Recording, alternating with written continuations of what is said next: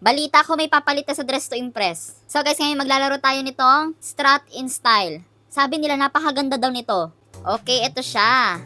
Wow, napakadaming damit dito ha. At napaka-organized. So ang team dito is Old Money. Ito yung itsura ko guys. Mga brown lang yan. Okay, ito yung ano nila, vanity. At saka lahat dito guys, sama-sama na. Yung hair, nandito ka, pipili ka na lang dito ng hair. Yung makeup, hindi mo na kailangan magpalakad-lakad. Kasi nasa isahan lang. Nails, nandito na din. Skin tone, nandito na din. Malaki siya guys ha. At meron din silang VIP dito. Ito, sama-sama yung pants nila. Kaganda!